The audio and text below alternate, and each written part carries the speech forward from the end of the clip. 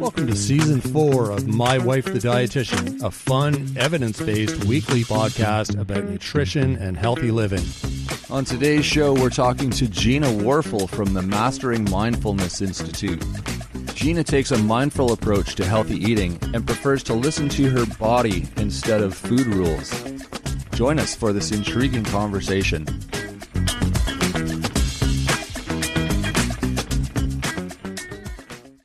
Enjoying the show? You can help others find it and enjoy it too by giving us a 5-star rating or review. If you feel like reaching out to us with a question or comment, you can send us an email at mywifetherd@gmail.com. And don't forget to visit our website at mywifethedietitian.com, as well as our social media pages. We're on Facebook, Instagram, and YouTube. Enjoy the show. Welcome to My Wife the Dietitian. Hello, Sandra. Hi, Rob. How are you? I'm okay. How are you? I'm doing well. Good. I'm really excited about our guest today. We have Gina Worful, dietitian from Mastering Mindfulness Institute. Yes. And we talk about some questions that I get from clients and I've heard quite often, such as, why am I always hungry and feel out of control around food? Is monitoring food intake a good way to help lose weight? And we talk about some myths of health and why people are stuck in the diet roller coaster and how to kind of look at things in a new approach. Yeah, it's a really interesting episode, and Gina brings a different perspective to the table that we haven't really seen before, very much at least. So it's a really interesting discussion that we have with Gina. So yeah, I encourage everyone to stick around and listen to Gina Worful.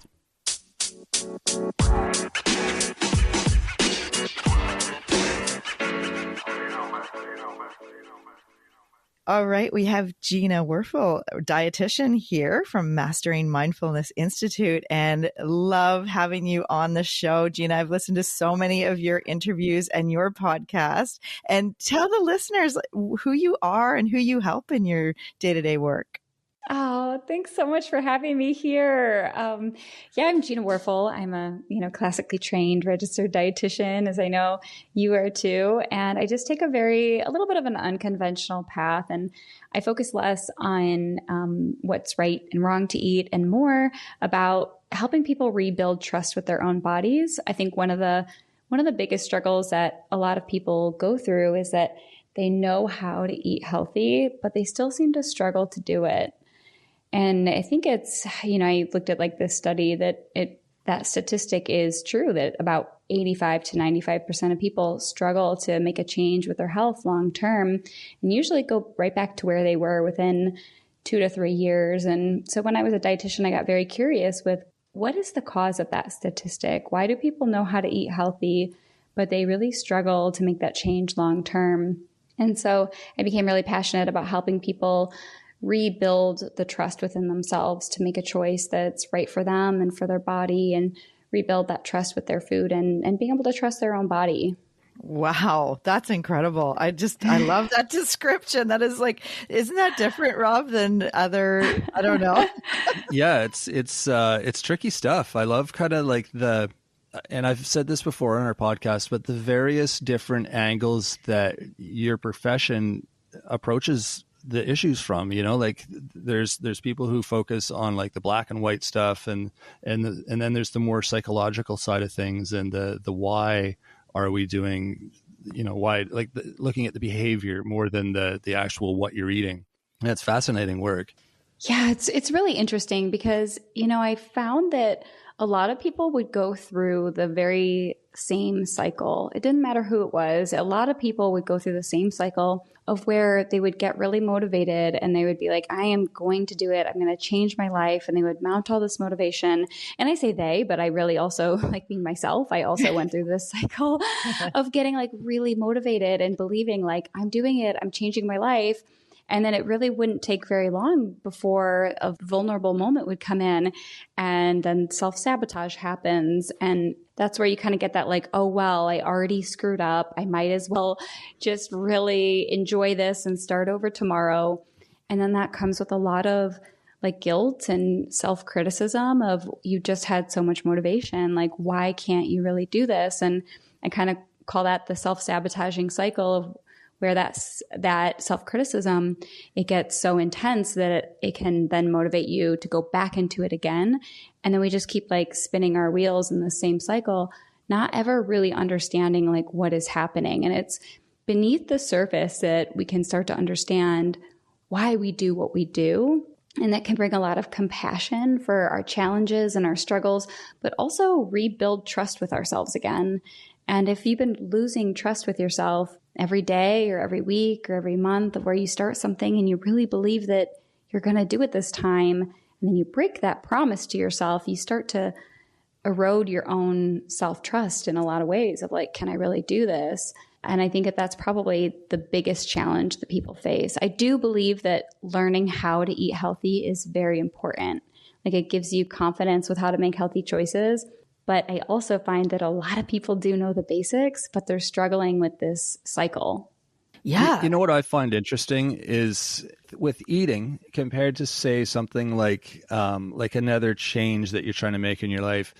We have so many chances with eating because we do it, 3, 4, or 5 or more times a day. So if you kind of like, in quotes, screw up at lunch and have something that you don't feel is healthy, you've got another chance later. And so I think in the back of our head, we kind of know that, like, we know that, oh, it's okay if I screw up because I can do better next time. And there's always like that second try next time. Whereas if you just have one chance to do it, you're probably going to put more focus and determination into doing it right. Does that make sense? Yeah. That's kind of what I sort of thought as you were talking. And I'm like, yeah, it's tricky with eating because we do it so often. Yeah, I mean, there's kind of like two different aspects of that. Kind of like you said, you get another chance. And I love seeing meals as opportunities to practice. And every meal really is a moment to rebuild trust, to learn about yourself, to learn about the connection that you personally have with food. And it's also something that because we have these 3 meals a day or whatever you eat, we also can't avoid it. It's not like, okay, if I have a problem with alcohol, I can just say I'm not going to have alcohol for the rest of my life. It's like food is an integrated part of our lives that really does give us an opportunity to learn about ourselves and rebuild self-trust. And the thing about self-trust, which I like to call it self-trust, which is being able to really connect with myself and say, does this food choice align with me and my best interests? And that self-trust can be practiced really at every meal. Yeah. Yeah. I like that. Mm-hmm. Yeah. Because it's so interesting, working with people who have been on the diet roller coaster their whole life.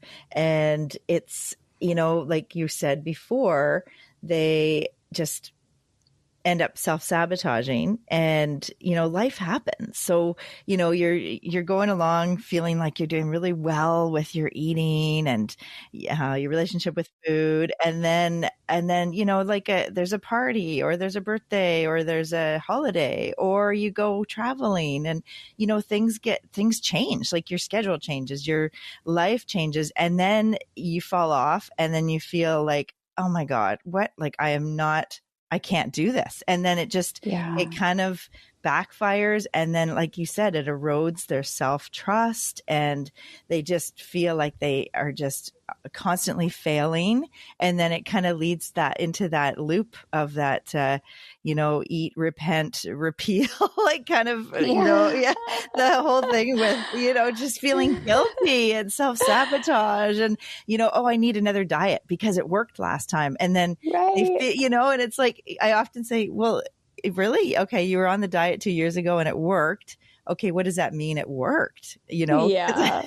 Right. Like, oh, because then it just erodes more of that relationship with food and relationship with your body and your whole self-confidence in how you feel in your body. And oh my gosh. Yeah. It does. And, we're not really taught how to navigate that moment. It's like there's so many different plans and so many different programs.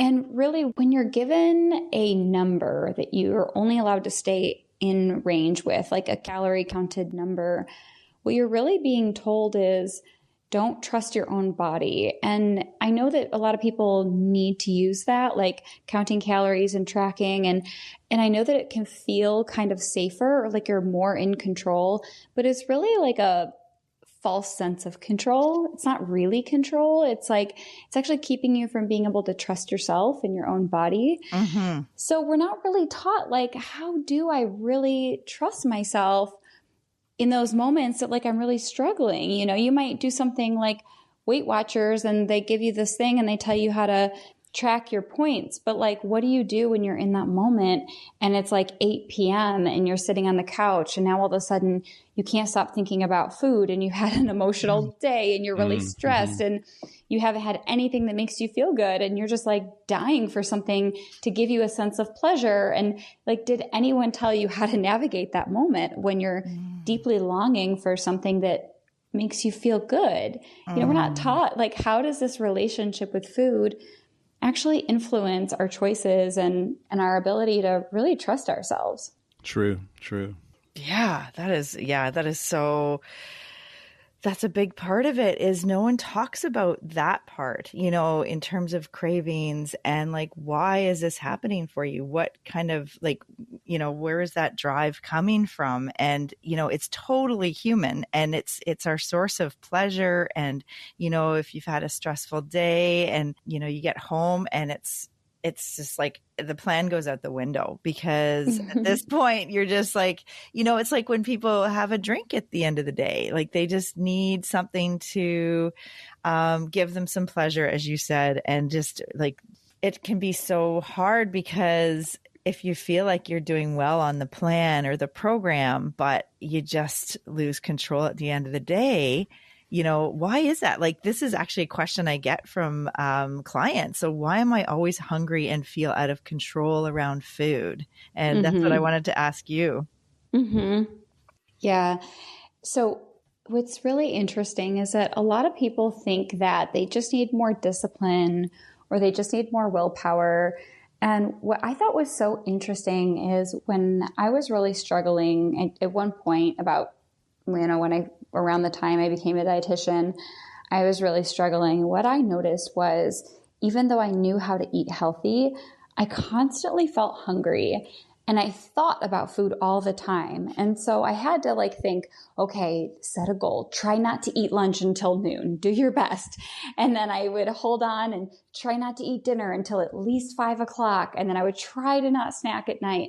And it was like requiring all of my focus and strength and discipline. And so I thought, if I just had more discipline, then everything would be easier, or I would be able to finally be healthy in the way that I wanted to. But there was something that I didn't really know. And that is the play of the nervous system and the nervous system's role in your hunger and your appetite. And so your nervous system can either be in that state that feels safe, which is the parasympathetic state. That's when your body feels safe. It doesn't feel like it's on high alert. There's not an active stress going on. But let's say if there's a stress that's present, it could be an emotional stress. It might be any kind of stress that you have. It could be finances. It could be relationships. It could be past memories that are stressful. Any kind of a stress that shifts our body into a sympathetic state, which is like that fight or flight state.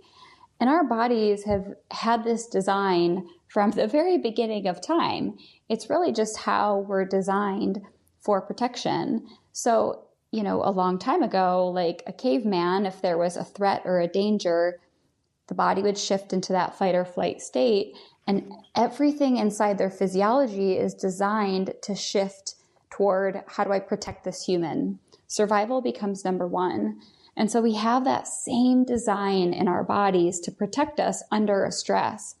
So when your body feels stressed, or there is a stress, what's interesting is your hunger hormones will increase, and your ability to sense if you are hungry or full gets disconnected from the area of your brain that properly receives that signal.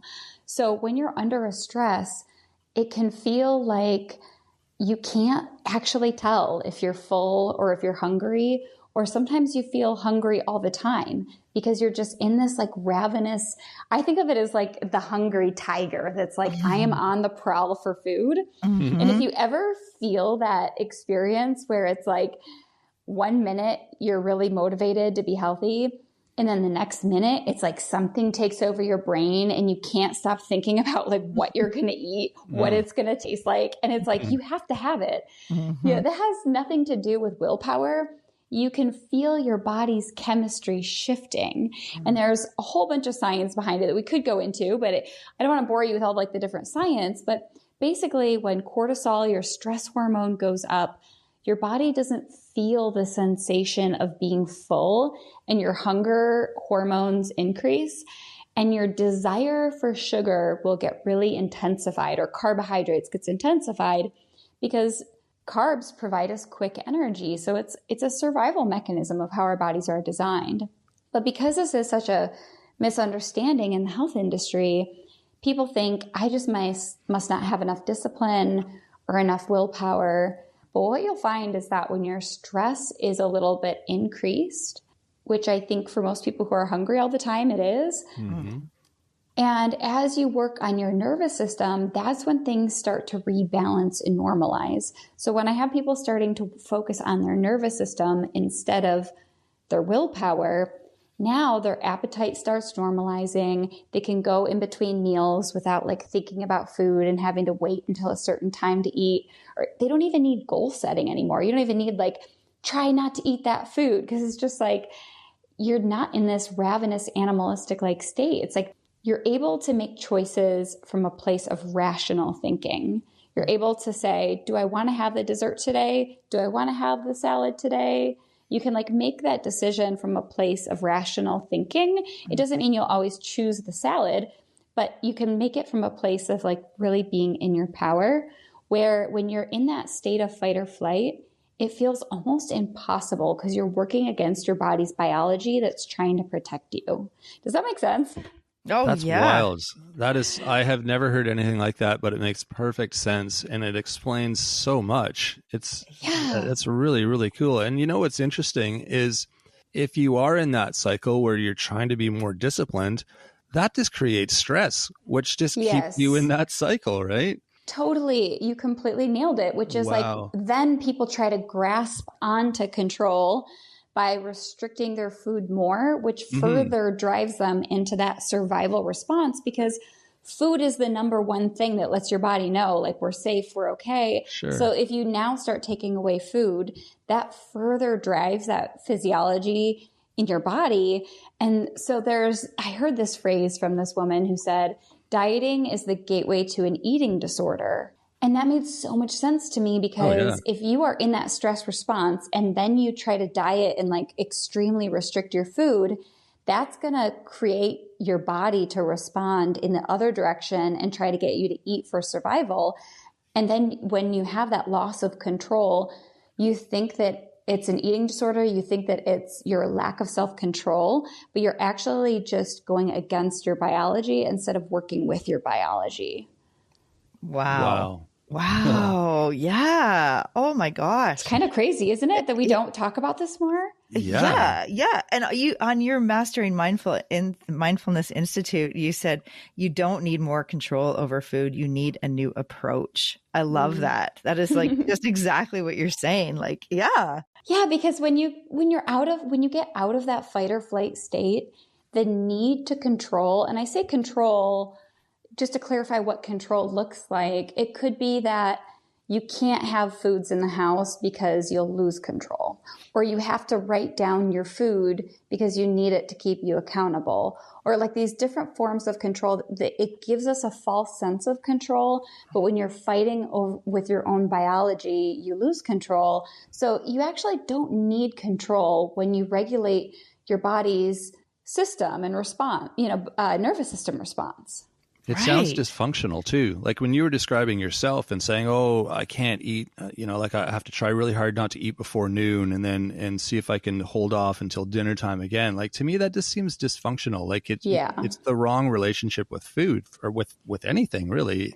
If you have to sort of come up with these like little, Band-Aid kind of methods to like, do you know what I mean? I do, and I also think that like when you're fetching for anything to give you a sense of control over your eating, you'll do those kind of things. Like, okay, I'll set a goal to not eat until this time. And it's kind of become a common thing with like no eating after 7. Well, what happens when you give yourself a rule? I'm not allowed to eat after 7 because I don't trust myself. Then you usually end up overeating at dinner to make sure that you don't go hungry later. And then it becomes this weird, like, it kind of messes up your relationship with food by trying to give yourself control. And so it isn't a great method, but I understand that when people don't know anything else that they can do to feel a sense of being in their power, they'll do things like give themselves rules and times. But unfortunately, I don't see that work very well for people. Like I've never really seen someone say, yeah, I have these rules and boundaries and I feel like I'm just thriving and I love it and it feels like freedom. That is so true. Oh my gosh. That is like, nailed it.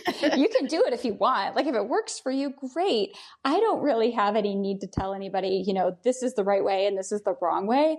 Do the way that like really it should feel like in your mind, in your body, like, and in your soul, you are all like, yes, this is how I want to live. This is what it feels like for me to thrive with my body, with my health. It's effortless. I don't obsess over food. I'm not on an emotional roller coaster. If you haven't landed on that place where you're like, yes, this is in alignment for me, just keep exploring, like be open. Because I really had to completely let go of a lot of the things that I was taught that I fiercely believed in, but it wasn't really getting me to really truly the freedom that I wanted.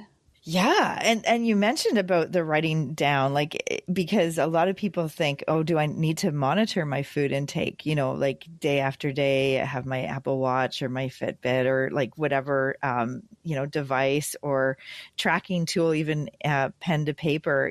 How does that backfire? Like, it sounds like this is kind of what you're saying. It's like more control, right? Yeah, I think sometimes it can play a role if, let's say, you're really not sure.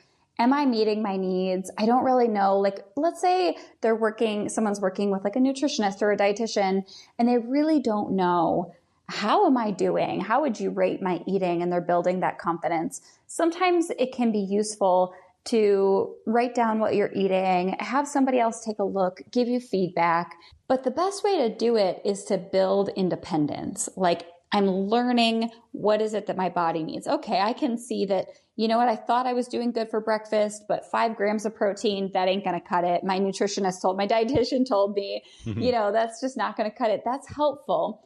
But when you use it as like, I don't trust myself to not overeat, so I need to write it down for accountability. What ends up happening is you end up pulling all of your attention up into your mind. You're thinking about what's right and what's wrong. You're thinking about numbers. And so when you're in that state, you tend to feel very numb to your body and its signals. And so you don't really give yourself a chance to feel your body's sensations of being hungry or being full and how much food your body is telling you that it needs. And a lot of people say, well, I can't trust myself, but it takes some intentionality and some practice.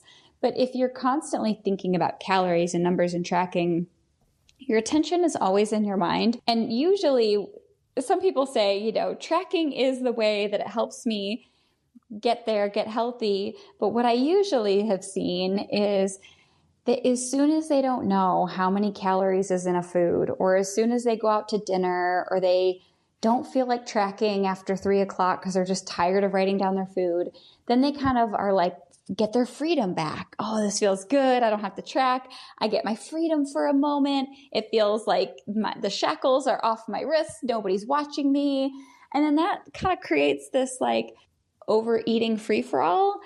And then so you get this false sense of security that the tracking is what kept me on track. But then as soon as you step outside of it, it like gives you permission to let go of, being mindful and having this indulgence. And I think that while the tracking makes you feel like you're in control, it's what causes that rebound on the other end and perpetuates that roller coaster that we tend to go on with food. Yeah. Oh my gosh. I feel like it's also like maybe based on someone's like upbringing and their like just in terms of their household, their own, trust with like if the parents were like over parenting, like kind of like micromanaging and you're not allowed to eat this or, there's like no candy allowed in the house and or whatever it was. And then so there's like control outside of the person in terms of food and then not feeling like they can trust themselves around those foods when they get older because they just go like out of control. I don't know. Yeah. It sounds like it's just there's so many layers to it. Yeah, definitely. And I mean, for the moment that we're born, you're born and you're crying, and then as soon as you're fed, it's like the nervous system is relaxed. It's like I'm okay, I'm safe. And so from the minute that we're born, one of the very first relationships that we have is with food. It's the first thing that makes us feel safe, that makes us feel comforted. Mm-hmm. And all throughout life, we get all these different experiences from our parents, from our memories that build this relationship. And what's cool is like, I think that the phrase, the relationship with food has gotten such a bad like connotation. Like if you're exploring your relationship with food, that means you have a problem. Mm-hmm. But every single person on this planet has a relationship. It's that dynamic that we have with food, with how does food make me feel? How do my own feelings influence the choices that I make? And we all have that. It's just, are you brave enough to actually look at it and explore it? Because from the minute that you're born, you enter into a relationship with food and you're influenced by your parents, by your experiences. And that just changes our relationship. And when we can understand this dynamic that we have with our food, we can start to build trust with it like any other relationship, like a spouse, like a partner. Do we understand each other in our relationship?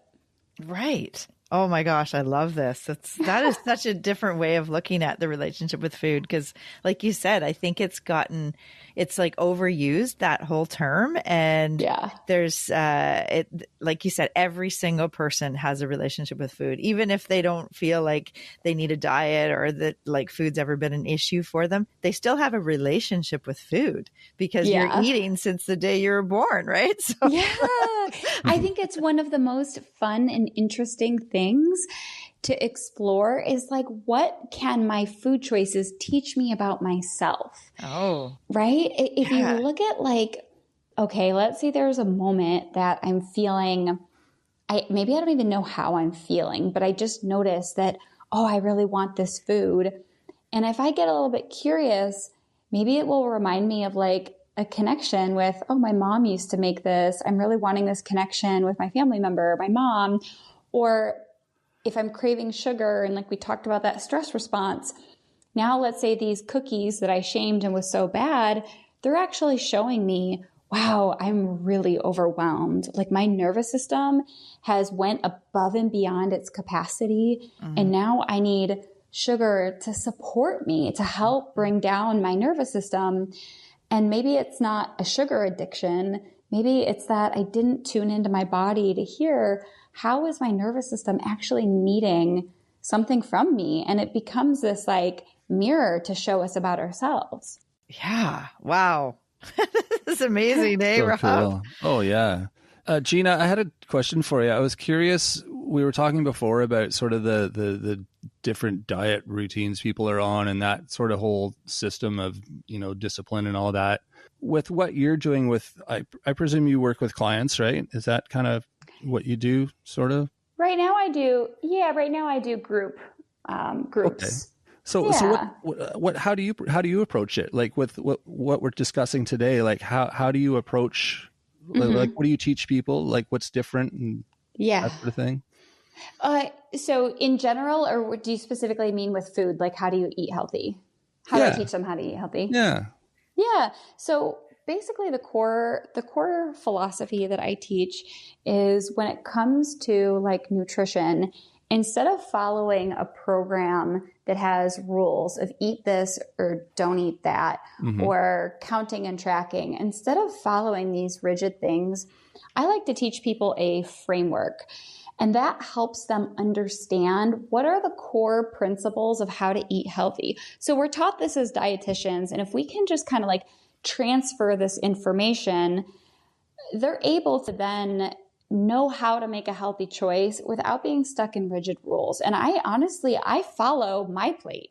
It's very simple. It's very basic, but it's also, there's some pretty sound stuff there where you want to have, I focus on about half your plate vegetables, quarter of your plate always being good, healthy, quality proteins. And then carbs, maybe a quarter of a plate, your grains, your starch.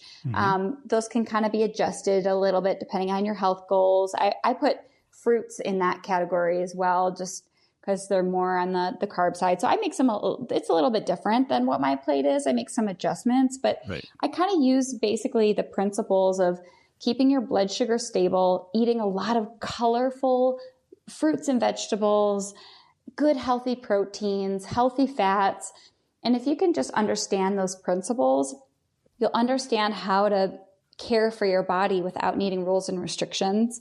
And then paired with that is not just mentally, what do I eat and what do I not eat, but taking a moment to pause and tune into your body and notice, what is my body really needing? Am I experiencing a craving right now, or am I actually hungry? And that's a really powerful skill that anybody could develop, because it helps you understand, if I'm feeling hungry, that means I need food, and then I can use my knowledge to give my body the right food. If I'm experiencing a craving, then that means that my nervous system needs something from me, and then I might approach that a little bit differently. I'm probably in like this stress response. So it's kind of a combination between using the knowledge that you've built, not from a place of like rules and a rigid plan, but understanding the principles of nutrition and pairing that with a deep connection with your body so you can trust, what is it communicating to you that it needs? And you can kind of feel it more inside of your body instead of mentally in your mind. And then as you're eating, it's not so much about calories and portions and counting and numbers. It's practicing to tune in to build trust with your body telling you, how much do I need? When do I need to eat? And you're more like working in a place of partnership with your body in the way that it communicates. Love it. Oh, yeah. And I remember you were talking about like tuning into your own nervous system and knowing like when you're feeling like your shoulders are up around your ears and your breath is short and maybe you're clenching your jaw. You know that's, I loved your description about how that kind of is, you know, basically your nervous system is like fired up and it's protecting your body. And is that what you're saying? Yeah. Yes. And you know, when I didn't know that, I didn't even think about it. I was just in that animalistic like state where I was almost like a tiger and had cravings and I was hungry and I wanted sugar and I wanted snacks. But also I didn't pay attention that my body was letting me know I was under stress. My neck was hurting all the time. My shoulders were tense. My jaw was tense. I was holding my breath and I didn't really notice. And then when I started paying attention to my body, now I can tell when my body has those slight little shifts, maybe a little contraction in my neck. And I'm like, oh, my neck is kind of tight. And I can start tuning in and noticing, what is my body and my nervous system telling me before it's completely overloaded and really needs sugar or food to re-regulate it. Oh, that's amazing. And yeah, for some people it is food that gives them that comfort or helps feel safe in their body. And other people use other things like cigarette smoking or alcohol, or even just like working out and going to the gym or something to kind of release that nervousness. Yeah, totally. Yeah. And we think that it's like, oh, it's about the food, so I need to control it more, or it's about, you know, social media, so I need to block it, or it's about cigarettes, so I need to get rid of them. And it's not about any of those things. It's about my body needs something to help me re-regulate to get through this difficult time. I'm trying to use something that makes me feel better to help me. And sometimes it can be a little bit of a journey or a process to understand what your body is telling you and just hear your needs a little bit better. Like, what is my body telling me that it needs? And, if we didn't have judgment around it, we could see it really as our ally and letting us know that we really need something. And that's when we start to build up this harmonious relationship with food and with our bodies. That's that's really neat. It's like giving people tools to sort of understand why they're making the choices they're making and be okay with those choices. Just understand them instead of feeling guilt, right? If you're reaching for the ice cream or whatever, just understanding why you're doing that, and then you get to a point where you kind of understand your body a bit better. That's right. Yeah.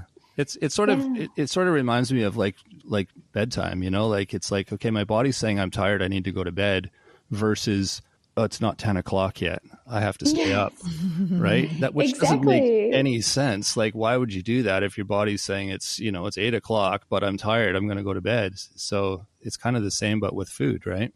Exactly. It's like learning how to, instead of doing what's right or wrong, instead tuning in and just saying, what does my body need right now in this moment? And how is it letting me know what it needs? Can I understand that communication of how it's telling me what it needs?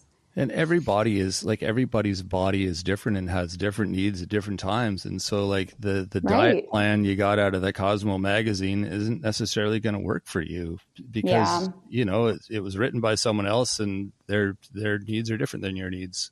Yeah, it's interesting, when people say like, eat this portion or don't eat after this time. And it's like, does that person know how much activity you've had, how much food you ate during the day? Yeah. Nobody knows that but your own body. Mm-hmm. So it's not helpful. And then we wonder, like, why can't I figure this out? And, I don't think that we'll really be able to mentally figure it out until we rebuild that trust with just giving our bodies what it needs in every moment.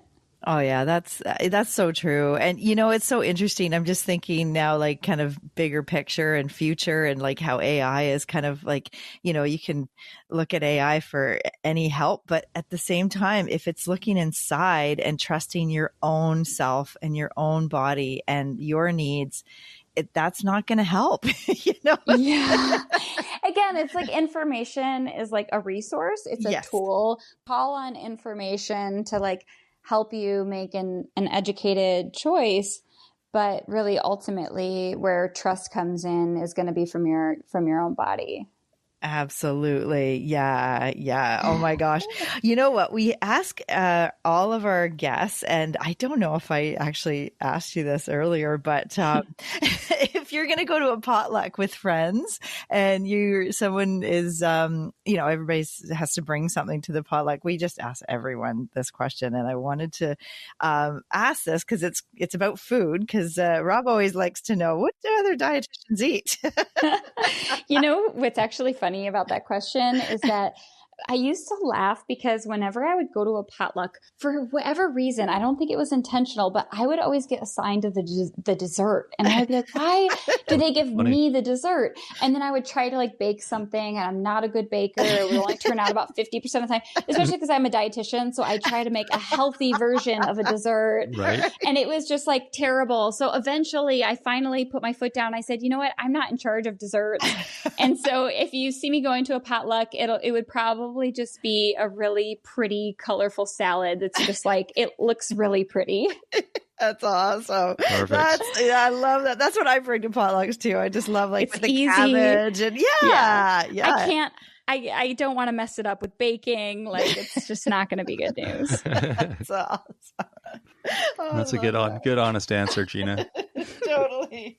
Oh my gosh. Well, we will have you on again, I hope, because I would love to invite you back, because this is, there's so much more to talk about. And just listening to all of the different podcasts and what you do with your Mastering Mindfulness Institute and the way you help people, like there's so many different angles, and it's just like a topic that we can talk about for so long. And I definitely want to get you back on the show. So anytime. I'd be happy to. I appreciate it. I appreciate the different conversation and the the openness to just exploring something totally different, you know? Absolutely. Oh, well, thank you so much. And where can people find you online? I share things all the time, just informational stuff on Instagram, gina.worful. And there's some free trainings and resources on Mastering Mindfulness Institute. Okay. That's where I was looking. And I saw that free training. It looked amazing. Like all these different questions you answer and, the myths of health that keep people stuck and the truth about food cravings and, all these, and then 3 steps to trust your body's signals and that food isn't the problem. It's a doorway to understanding yourself deeper. Like, it's just like, oh my gosh, I love this information. Like, I just think it's such a great approach. Oh, thank you so much. I appreciate that. Is there a link for your podcast through that site, Gina? The podcast it's not directly on there, but I'm on YouTube and Spotify if you look up Mastering Mindfulness Institute. Perfect. That's great. I'm sure people will want to check that out too. Cool. Awesome. Well, thanks so much for joining us today. It was really an intriguing conversation. There was a lot of stuff that I think we were just like, whoa, I didn't know that. That's so cool. Like hearing different information and different ideas. And I'm sure you've given everyone a lot to think about. So I appreciate you sharing with us today. Thank you, Rob and Sandra. I really appreciate it. Okay. We'll talk again. Yeah. Cheers, Gina. I love the tagline, you don't need more control over the food, you need a new approach.